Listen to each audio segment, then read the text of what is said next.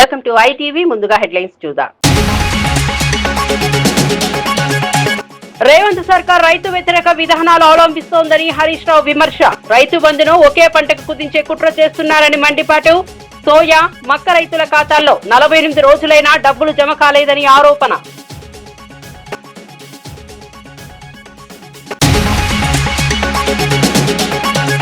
కైలాసగిరిపై glass bridge ప్రారంభం.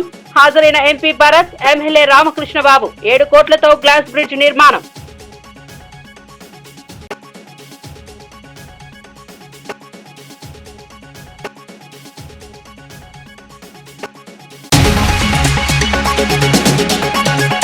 పేదల సేవలో ప్రజావేదిక కార్యక్రమంలో పాల్గొన్న ముఖ్యమంత్రి. సూపర్ 6 ను కొంతమంది ఎగతాళి చేస్తే తాము సూపర్ హిట్ చేశామని వ్యాఖ్య. తెలంగాణ సహా పొరుగు రాష్ట్రాల్లో అమలు చేయని సంక్షేమ పథకాలు అమలు చేస్తున్నామన్న చంద్రబాబు.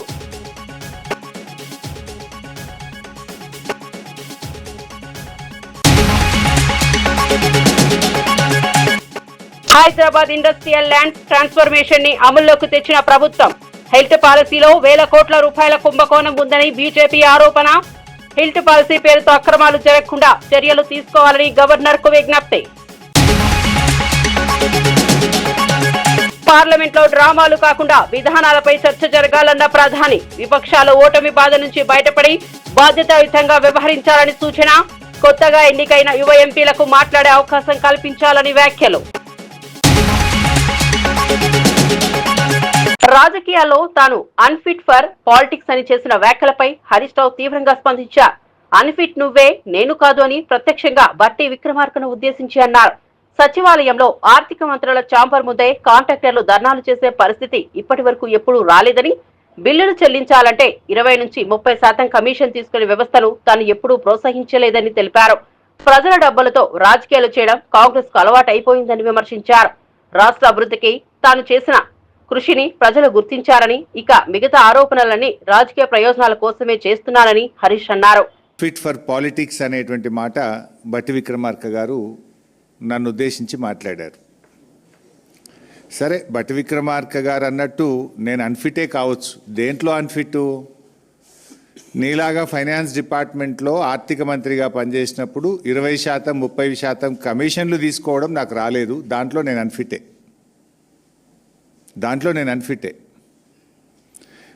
మీరు బాగా ఫిట్ ఇలా, ఎందుకంటే మీ ఫిట్నెస్ బయటపడ్డది కదా. ఫైనాన్స్ డిపార్ట్మెంట్ చరిత్రలో ఏ రోజు కూడా కాంట్రాక్టర్లు వచ్చి సెక్రటరియట్లో ఆర్థిక శాఖ కార్యాలయం ముందు ధర్నా చేసిన చరిత్ర ఏ రోజన్నా ఉందా? ఈ రాష్ట్ర చరిత్రలో మన ఊరు మనబడి బిల్లులు ఇవ్వండి అని కాంట్రాక్టర్లు ఫైనాన్స్ డిపార్ట్మెంట్ ముందు ధర్నా చేశారా? చిన్న కాంట్రాక్టర్లు ఎప్పుడైనా ఫైనాన్స్ డిపార్ట్మెంట్ ముందు గత చరిత్రలో ఏనాడైనా ధర్నా చేశారా? సర్పంచులు, మాజీ సర్పంచులు, మాజీ ఎంపీటీసీలు 10ల సార్లు ధర్నాలు చేసి అరెస్ట్లైన చరిత్ర ఈ రాష్ట్రంలో ఎప్పుడైనా ఉందా? నోరు బారేసుకోవడం చాలా సులువు బట్టి గారు. Give respect and take respect. రాజకీయాల్లో ఫ్రస్ట్రేషన్లో నోరు జారితే మొదటికే మోసం వస్తుంది. సమాధానం ఉంటే చెప్పండి, లేదా మౌనంగా ఉండండి. నోరెందుకు బారేసుకుంటున్నారు? ఎవరు అన్ఫిట్? రాజధాని అమరావతి పనులు వేగవంతంగా కొనసాగుతున్నాయని, 2025 నాటికి ఫస్ట్ ఫేజ్ పూర్తి చేస్తామని సీఎం చంద్రబాబు నాయుడు ప్రకటించారు. భారతదేశంలోని అత్యంత అందమైన ఆధునిక నగరంగా అమరావతిని తీర్చిదిద్దడానికి కూటమి ప్రభుత్వం కట్టుబడి ఉందన్నారు. రాబోయే 15 సంవత్సరాలు కూడా కూటమి అధికారంలో ఉండాలని తాను కోరుకుంటున్నానని వెల్లడించారు. రాజధాని ప్రాంతంలో రహదారులు, భవనాలు, డ్రైనేజీ, నీటి వసతులు, కార్యాలయాల నిర్మాణం అన్ని పూర్తి స్థాయిలో ముందుకు సాగుతున్నాయని చెప్పారు. అభివృద్ధి ప్రధాన ఎజెండాగా ప్రభుత్వం పనిచేస్తుందని స్పష్టం చేశారు. ఫేజ్ 1 పనులు పూర్తవుతాయి. ప్రపంచంలోని ఒక సుందరమైన నగరంగా అమరావతిని తీర్చిదిద్దే బాధ్యత మేము తీసుకుంటాం. విశాఖపట్నం వస్తుంది, అమరావతి వస్తుంది, తిరుపతి కూడా డెవలప్ చేస్తాం. అక్కడ వెంకటేశ్వర స్వామి ఉన్నాడు. వెంకటేశ్వర స్వామి పేరు చెప్తే ప్రపంచంలో ఉండే హిందూస్ అంతా తిరుపతికి వచ్చే పరిస్థితికి వస్తారు. దాన్ని కూడా డెవలప్ చేస్తాం. కానీ మీరు పదే పదే మా మిత్రుడు పవన్ కళ్యాణ్ గారు చెప్తా ఉంటారు, రాబోయే 15 సంవత్సరాలు ఎన్డీఏ ప్రభుత్వం ఈ రాష్ట్రంలో ఉండాలనేది ఒక ఆకాంక్ష. దేశంలో అత్యధికంగా పింఛన్లు అందజేస్తున్న రాష్ట్రం ఆంధ్రప్రదేశ్ అని హోంమంత్రి అనితా వంగల్పూడి పేర్కొన్నారు. ఉదయం మొదలుకొని ఇంటింటికి వెళ్లి పింఛన్లు అందజేయడం ద్వారా ప్రజలకు ఇబ్బందులు లేకుండా సేవలు అందిస్తున్నామని చెప్పారు.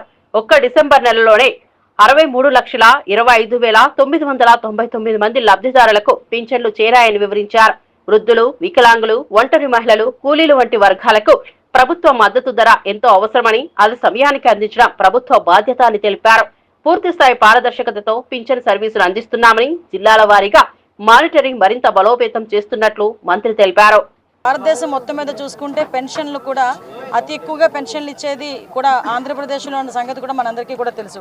ప్రత్యేకంగా ఈరోజు మనం పెన్షన్ సంగతి చూసుకుంటే ఒక్క డిసెంబర్ నెలలోనే 63,25,999 మందికి ఈరోజు పెన్షన్లు ఇవ్వడం జరుగుతుంది. దాని పెన్షన్ రూపంలో సుమారు ఈ ఒక్కరోజు 2,739 కోట్ల రూపాయలు పెన్షన్ రూపంలో ఈరోజు పేదవాళ్ళకి ఇవ్వడం జరుగుతుంది. ఇందులోని మనకంటే 13% మన రాష్ట్ర జనాభాలో 13% ఈరోజు పెన్షన్ రూపంలో మనం అందరికీ కూడా ఇచ్చే పరిస్థితి ఉంటే, అందులో 53% ఓన్లీ మహిళలే ఇంచుమించుగా మనకి ఎక్కువ మంది పెన్షన్లు తీసుకునే పరిస్థితి కూడా కనిపిస్తా ఉంది. ఖమ్మం జిల్లాలో వరదలకు ప్రధాన కారణంగా నిలిచిన మున్నేరు నదిపై రీటర్నింగ్ వాల్ పనులు త్వరితగతిన పూర్తి చేయాలని మంత్రి తుమ్మల నాగేశ్వరరావు అధికారులను ఆదేశించారు. వర్షాకాలంలో నది ఒడ్డున గ్రామాలు వరద ముప్పును ఎదుర్కొంటున్నాయని, ప్రజల ప్రాణాలు, ఆస్తులు రక్షించడానికి తక్షణ చర్యలు తప్పనిసరి అని మంత్రి పేర్కొన్నారు. ఇప్పటికీ జనష్టం జరిగిన ప్రాంతాలను అధికారులు సందర్శించి నివేదికలు సమర్పించాలన్నారు. పనుల్లో నిర్లక్ష్యం జరిగితే కఠిన చర్యలు తీసుకుంటామని హెచ్చరించారు. రాబోయే సీజన్లో ఎలాంటి ప్రమాదాలు తలెత్తకుండా ముందస్తు చర్యలు తీసుకోవాలని అన్ని శాఖలకు సూచించారు.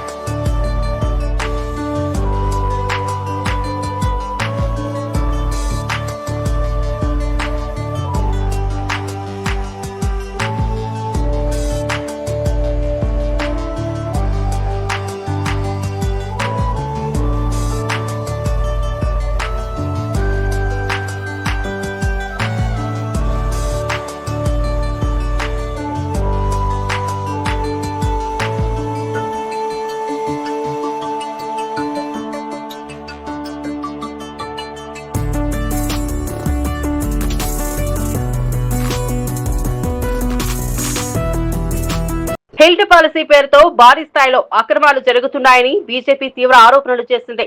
ఈ పాలసీ ద్వారా వేల కోట్ల రూపాయల కుంభకోణం జరిగిందని ఆరోపిస్తూ గవర్నర్ కు పార్టీ ప్రతినిధులు ఫిర్యాదు చేశారు. ప్రభుత్వ విధానంలో పారదర్శకత లోపించిందని, భూముల కేటాయింపు, ఆమోదాలు, ప్రాజెక్టుల పంపిణీలో అనేక సందేశాత్మక నిర్ణయాలు తీసుకున్నారని బీజేపీ పేర్కొంది. ప్రజల ఆస్తులకు నష్టం జరుగుతుందని వెంటనే న్యాయపరమైన విచారణ చేపట్టాలని డిమాండ్ చేసింది. హిల్ట్ పాలసీపై ప్రభుత్వం స్పష్టమైన వివరణ ఇవ్వాలని, లేదంటే పెద్ద ఎత్తున ఉద్యమాలు చేపడతామని హెచ్చరించింది.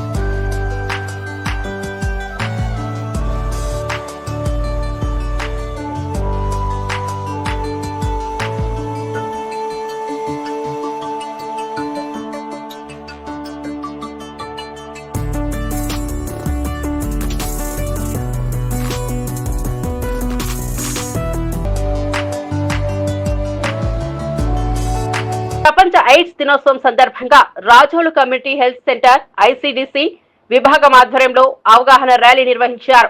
టీడీపీ ఇన్ఛార్జ్ గొళ్లపల్లి అమూల్య జెండా ఊపి ర్యాలీని ప్రారంభించగా హెల్త్ సూపరింటెండెంట్ ఎన్ డయానా, కౌన్సిలర్ ప్రతాప్, ప్రజాప్రతినిధులు కలిసి ప్రజలకు అవగాహన కల్పించారు. ర్యాలీ హెల్త్ సెంటర్ నుండి గాంధీ బొమ్మ కూడలి మీదుగా ప్రభుత్వ డిగ్రీ కాలేజ్ వరకు సాగింది. ఎయిడ్స్ పై అపోహలను తొలగించడం, నిరోధక చర్యలపై ప్రజలకు స్పష్టమైన సందేశం చేరవేయడమే లక్ష్యమని నిర్వాహకులు తెలిపారు. ప్రతి సంవత్సరం డిసెంబర్ 1న నిర్వహించే ఈ కార్యక్రమం సమాజ ఆరోగ్యానికి ఎంతో ముఖ్యమని వైద్యులు చెప్పారు. ఎటువంటి మనం చర్యలు తీసుకోవాలనేది ఒక గుర్తుగా మన ప్రజల్లోకి తీసుకెళ్ళడానికి ఈ డేని మనం జరుపుకోవడం జరుగుతుందండి.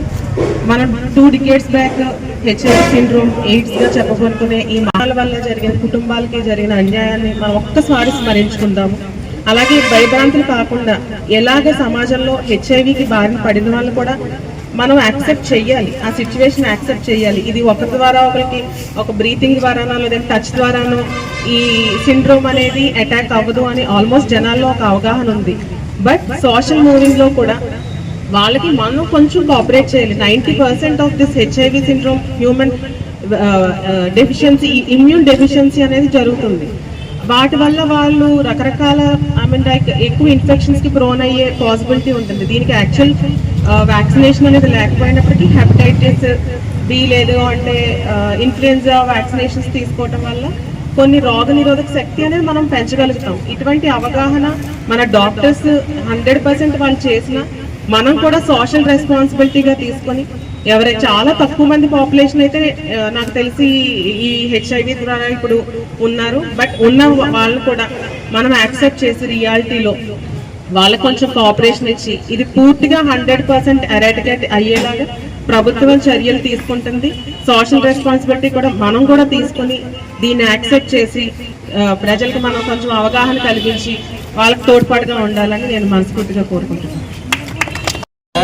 హ్యూమన్ ఇమ్యూనో డెఫిషియన్సీ సిండ్రోమ్ వల్ల రోగనిరోధక శక్తి బాగా తగ్గటం, దానివల్ల ఏదైనా వచ్చినప్పుడు హెల్త్ ఇష్యూస్ వచ్చినప్పుడు జనాలు వాళ్ళు రెస్పాండ్ అవ్వడం. జూబ్లీహిల్స్ లోని నివాసంలో సీఎం రేవంత్ రెడ్డి హెచ్యూడీసీఓ చైర్మన్ సంజయ్ కులశ్రేష్ఠతో సమావేశమై రాష్ట్రంలోని ప్రధాన మౌలిక వస్తువుల ప్రాజెక్టులకు అవసరమైన రుణాల మంజూరు అంశంపై చర్చించారు. ముఖ్యంగా మెట్రో విస్తరణ, రీజనల్ రింగ్ రోడ్, భవిష్యత్ సిటీ నుంచి అమరావతి, చెన్నై దిశగా ప్రతిపాదించిన గ్రీన్ఫీల్డ్ హైవే, అలాగే 4 దక్షిణ రాష్ట్రాలను కలుపుతూ బుల్లెట్ ట్రైన్ ప్రాజెక్టుకు ఆర్థిక సహాయం అవసరమని వివరించారు. 20 లక్షల ఇందిరమ్మ ఇళ్ల నిర్మాణానికి కూడా హెచ్యూడీసీఓ మద్దతు కోరారు. రాష్ట్ర ప్రగతికి కీలకమైన ఈ ప్రాజెక్టులను వేగవంతం చేసేందుకు అన్ని విధాలా సహకరిస్తామని సీఎం రేవంత్ తెలిపారు. గ్లోబల్ సమ్మిట్ కు సంజయ్ కులశ్రేష్ఠను ఆహ్వానించారు. అత్యధికంగా నిధులు తెచ్చుకున్న సందర్భంలో వేలాది మంది మా ఆడబిడ్డలు, యువకులు, యువ మిత్రులందరూ ఇక్కడికి విచ్చేసి నిండు మనసుతో ఆశీర్వదించడానికి విచ్చేసినందుకు మీకు అందరికీ మనస్ఫూర్తిగా ధన్యవాదాలు, కృతజ్ఞతలు తెలియజేస్తున్న మిత్రులారా. ఈనాడు 2 సంవత్సరాల విజయోత్సవ సభలు జరుపుకోవాలని మంత్రివర్గ సహచరులు నిర్ణయించినప్పుడు మొట్టమొదటి కార్యక్రమాన్ని మహబూబ్నగర్ జిల్లా మక్తల్ శాసనసభ నియోజకవర్గం నుంచి ప్రారంభించుకోవాలి. అత్యంత వెనుకబడిన పాలకుల నిర్లక్ష్యానికి లోనైన మక్తల్ శాసనసభ నియోజకవర్గాన్ని మిగతా శాసనసభ నియోజకవర్గాలతో సమానంగా అభివృద్ధి చేయాలన్న ఆలోచనతో మీ నాయకుడు మా సహచర మంత్రివర్గ సభ్యులు వాకిటి శ్రీహరి గారు అడగడంతో ఈ ప్రాంతానికి విచ్చేసి నిజమే కదా ఇన్నాళ్ళు కోన్ పూచేగా మక్తల్ అని మాట నానుడిని కాదని సబ్ కుచ్ పూచేగా సబ్ కుచ్ ఆయేగా మక్తల్ అని చెప్పి ఈనాడు మీ అందరి సమక్షంలో 2వ సంవత్సర విజయోత్సవ సభల్ని మక్తల్ నుంచి ప్రారంభించుకోవడం నాకు చాలా సంతోషాన్ని కలిగించింది. మిత్రులారా, ఉమ్మడి రాష్ట్రంలో సాధారణ రైతు కుటుంబం నుంచి ఉపరాష్ట్రపతి స్థాయికి ఎదిగిన సిపి రాధాకృష్ణన్ అపూర్వమైన ప్రయాణమని ప్రధానమంత్రి నరేంద్ర మోదీ ప్రశంసించారు. పార్టీ కార్యకర్తగా ఉన్నప్పటి నుంచే రాధాకృష్ణన్ ను తెలుసునని గుర్తు చేసిన మోదీ కోయంబత్తూర్ బాంబు పేలుళ్ల నుంచి త్రుటిలో బయటపడ్డ ఆయన ధైర్యం, సహనం అందరికీ ఆదర్శమని అన్నారు. ఉపరాష్ట్రపతిగా, రాజ్యసభ చైర్మన్ గా బాధ్యతలు స్వీకరిస్తున్న రాధాకృష్ణన్ దేశ ప్రజాస్వామ్య వ్యవస్థకు మరింత బలం చేకూరుస్తారని ఉద్ఘాటించారు. ప్రజలకు చేరువైన నాయకత్వం, శాంత స్వభావం, సరళత ఆయనను ప్రత్యేక వ్యక్తిగా నిలబెట్టాయని ప్రధాని పేర్కొన్నారు. ये मैं आपको विश्वास दिलाता हूं।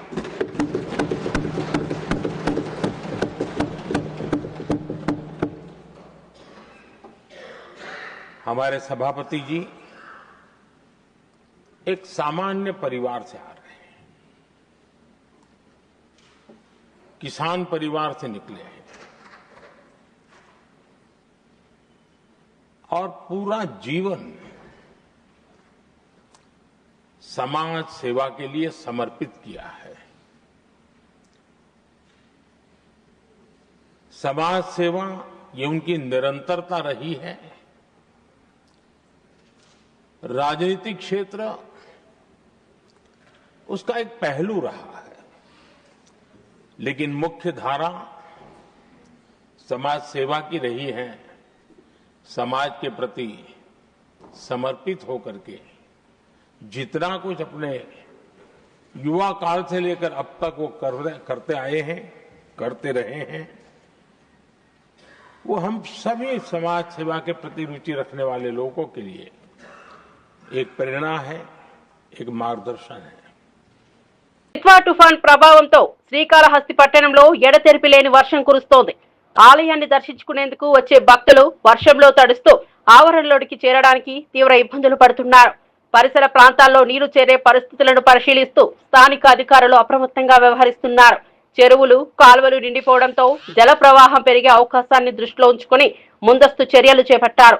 ప్రతి మండలంలో కంట్రోల్ రూమ్ ఏర్పాటు చేసి నిరంతర పర్యవేక్షణ కొనసాగిస్తున్నారు. వర్షం తీవ్రతను బట్టి అవసరమైన సమయంలో సహాయక చర్యలు ప్రారంభించేందుకు సిద్ధంగా ఉన్నామని విభాగాలు స్పష్టం చేశాయి. భక్తులు ఆలయ ప్రాంతానికి బయలుదేరే ముందు వాతావరణ పరిస్థితులు తెలుసుకోవాలని సూచించారు.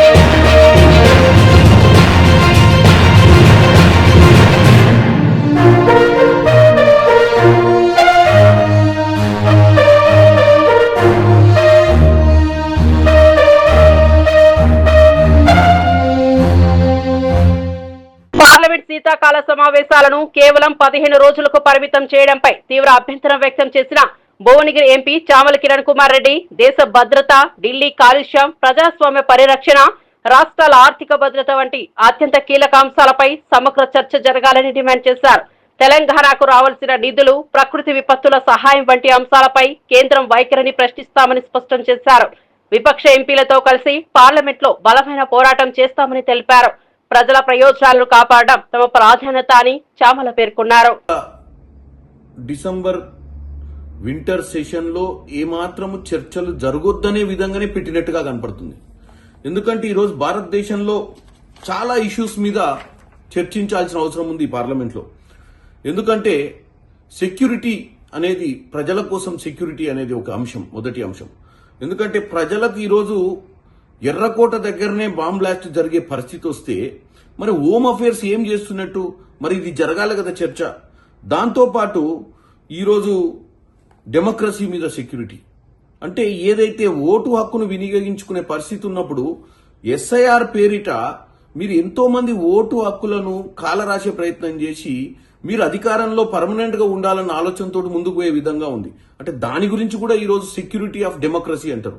మొదటిదేమో సెక్యూరిటీ ఆఫ్ పీపుల్, అంటే ఎక్కడ పడితే అక్కడ ఈ యొక్క టెర్రరిస్ట్ అటాక్స్ అవుతుంటే దాని మీద చర్చ జరగాల్సిన అవసరం ఉంది.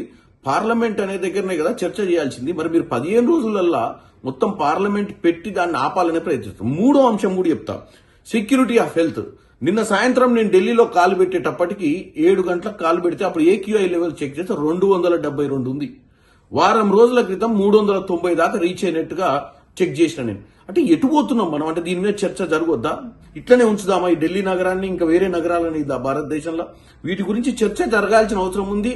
ఎందుకు, కారణాలు ఏంటి, ఈ కారణాలను ఎట్లా అధిగమించాలనే చర్చ జరగకుండానే మీరు 15 రోజులలో దీన్ని, ఈ పార్లమెంట్ సభల్ని మీరు తొందరగా పెట్టి మీకు ఏదో నచ్చిన విధంగా నడుపుకొని వదిలేసే విధంగా మీరు ముందుకు పోతున్నట్టుగా క్లియర్ గా కనపడుతుంది. ఇకపోతే సెక్యూరిటీ, ఎకనామిక్ సెక్యూరిటీ అంటే అసలు రాష్ట్రాలకు రావాల్సిన బడ్జెట్, ఇప్పుడు మా రాష్ట్రానికి, తెలంగాణ రాష్ట్రంలో ఉన్నటువంటి పరిస్థితులు, రాష్ట్రానికి రావాల్సిన ప్రాజెక్టుల మీద చర్చ జరగాల్సిన అవసరం ఉంది. సో సెక్యూరిటీ ఆఫ్ ఎకనామీ అనేది లేకుండా చేసారు. వాళ్ళ ఇష్టానుసారంగా, వాళ్ళకి ఇష్టానుసారంగా ఏ రాష్ట్రాలకు ఏమి ఇవ్వాలనో వాళ్ళు ఇచ్చుకుంటూ, ఈ 18వ లోక్సభలో వాళ్ళకు బీహార్కి అవసరమైతే బీహార్కి, చంద్రబాబు నాయుడు ఆంధ్రప్రదేశ్కి అవసరమైతే ఆంధ్రప్రదేశ్కి ప్రాజెక్టులు ఇవ్వాలన్న ఆలోచనతో ముందుకు పోతున్నారు. కేవలం 18th లోక్సభలో వాళ్లకు పట్టు కోల్పోకుండా ఉండాలి వారిని చెప్పి వాళ్ళకు ఉన్నటువంటి అలయన్స్ పార్టీలకు మద్దతుగా వాళ్ళు ఒక ఎకనామీని నడుపుతున్నారు తప్ప భారతదేశం మొత్తాన్ని ఒకే ఎకనామీ కింద నడుపుతలేరు. ఇక నాలుగోది పోతే ఈ రోజున్న పరిస్థితి నేచురల్ ఎకనామీ, అంటే నేచర్ ఎకనామీ. అంటే మీరు చూస్తున్నారు అటు హిమాచల్ ప్రదేశ్ లాంటి కాంగ్రెస్ పాలిత రాష్ట్రాలలో కంటిన్యూగా ఫ్లడ్స్, ల్యాండ్ స్లైడ్స్, హరికేన్స్, భారతదేశ వ్యాప్తంగా అస్సాంలో.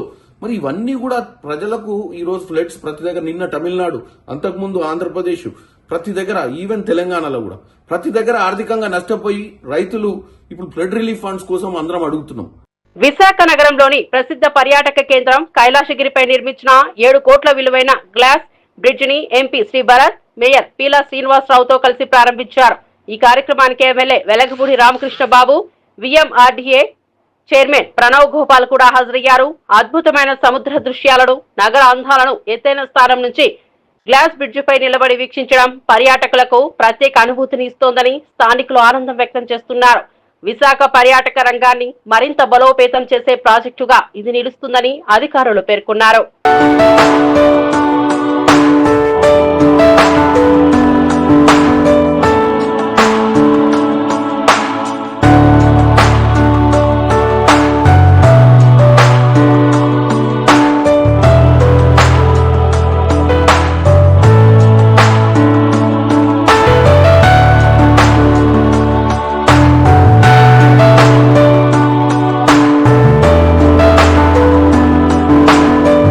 అందరికీ నమస్కారం అండి. గత కొన్ని నెలలుగా ఎప్పుడు ప్రారంభిస్తారు అని అందరు ఎదురు చూసే ఈ గ్లాస్ బ్రిడ్జ్ని ఇవాళ December 1st ప్రారంభించడం మా గొప్ప అవకాశంగా ఇక్కడ మేము భావిస్తున్నాము.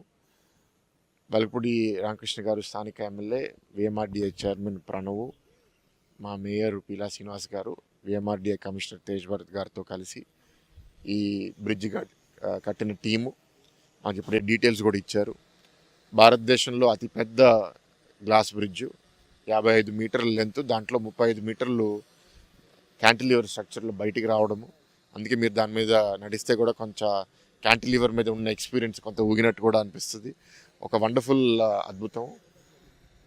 1020 ఫీటు సముద్రం లెవెల్ నుంచి హైట్లో ఉండడము, అండ్ ఒకటేసారి ఈ బ్రిడ్జ్ మీద 100 మంది తీసుకోగలిగిన 40 మందిని ఒక్కొక్కసారి అలౌ చేసి ఈ ఎంటైర్ వ్యూ, సముద్ర తీరాన ఉన్న ఈ అద్భుతం, ఈ అందాలు, ఈ కొండలు, చెట్లు, సముద్రం ఒకటేసారి అనుభవించే అవకాశం ఇక్కడ ఈ గాలి కూడా మీరు కూడా చూస్తున్నారు. నాకు గాలి గురించి కూడా నాకు చెప్తున్నారు. హుడూడ్ వచ్చినప్పుడు విండ్ స్పీడ్ 210-220 కిలోమీటర్లు ఉంటే ఈ బ్రిడ్జ్ డిజైన్ 250 km/h ఉన్నా సరే మనకి ఏ ప్రాబ్లం లేకుండా డిజైన్ చేసిన బ్రిడ్జ్. సో అందరూ యాత్రికులు దీన్ని నిర్భయంగా వచ్చి అనుభవించగలుగుతారు అండ్ వ్యూ కూడా ఎంజాయ్ చేయగలుగుతారు పొద్దున సాయంత్రం అన్ని పూటలు. సో విశాఖపట్నం వాసులే కాదు, ఉత్తరాంధ్ర, ఆంధ్ర అండ్ ఇతర రాష్ట్రాల నుంచి కూడా చాలామంది రాబోయే రోజుల్లో వచ్చి దీన్ని చూడబోతున్నారని మేము ఎదురు చూస్తున్నాము.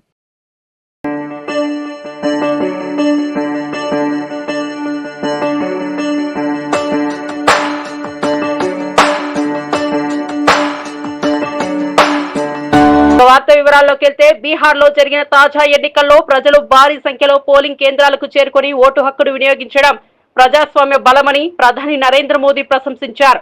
ప్రత్యేకంగా మహిళల ఓటింగ్ శాతం గణనీయంగా పెరగడం దేశ ప్రజాస్వామ్య చరిత్రలో ఒక సానుకూల మార్పుగా పేర్కొన్నారు.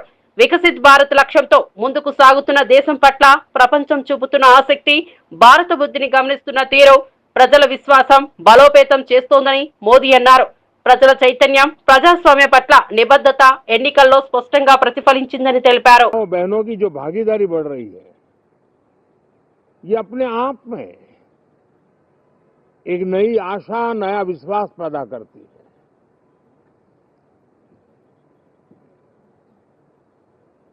एक तरफ लोकतंत्र की मजबूती और इस लोकतांत्रिक व्यवस्थाओं के भीतर अर्थतंत्र की मजबूती, इसको भी दुनिया बहुत बारीकी से देख रही है. भारत ने सिद्ध कर दिया है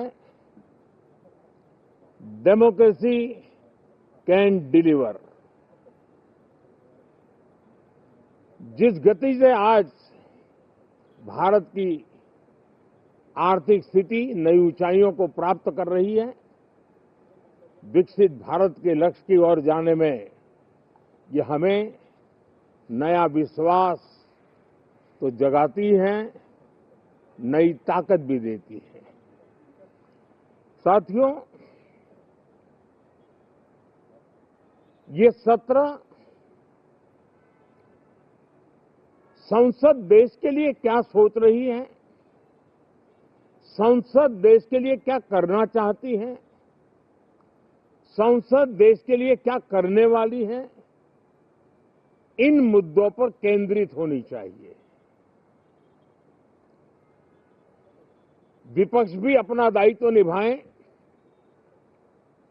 चर्चा में ऐसे मुद्दे उठाएं, मजबूत मुद्दे उठाएं,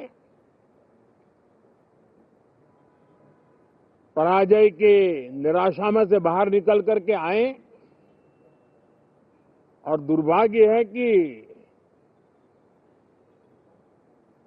एकाध दो दल तो ऐसे हैं कि वो पराजय भी नहीं पचा पाते. వార్తలు ముగించే ముందు ముఖ్యాంశాలు మరోసారి. రేవంత్ సర్కార్ రైతు వ్యతిరేక విధానాలు అవలంబిస్తోందని హరీష్ రావు విమర్శ. రైతు బంధును ఒకే పంటకు కుదించే కుట్ర చేస్తున్నారని మండిపాటు. సోయా, మక్క రైతుల ఖాతాల్లో 48 రోజులైనా డబ్బులు జమ కాలేదని ఆరోపణ.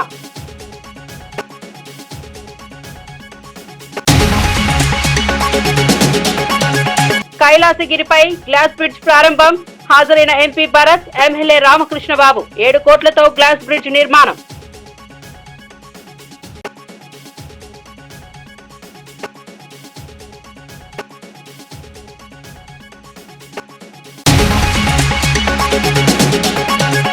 పేదల సేవలో ప్రజావేదిక కార్యక్రమంలో పాల్గొన్న ముఖ్యమంత్రి. సూపర్ 6 ను కొంతమంది ఎగతాళి చేస్తే తాము సూపర్ హిట్ చేశామని వ్యాఖ్య. తెలంగాణ సహా పొరుగు రాష్ట్రాల్లో అమలు చేయని సంక్షేమ పథకాలు అమలు చేస్తున్నామన్న చంద్రబాబు.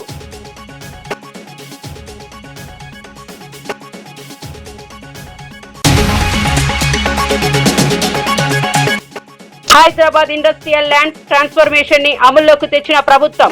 హెల్త్ పాలసీలో వేల కోట్ల రూపాయల కుంభకోణం ఉందని బీజేపీ ఆరోపణ. హెల్త్ పాలసీ పేరుతో అక్రమాలు జరగకుండా చర్యలు తీసుకోవాలని గవర్నర్ కు విజ్ఞప్తి.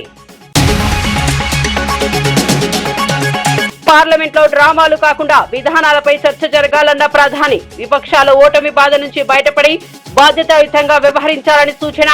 కొత్తగా ఎన్నికైన యువ ఎంపీలకు మాట్లాడే అవకాశం కల్పించాలని వ్యాఖ్యలు. ఇవి నాటి వార్తా విశేషాలు. మరో బులెటిన్ లో మళ్ళీ కలుద్దాం. నమస్కారం.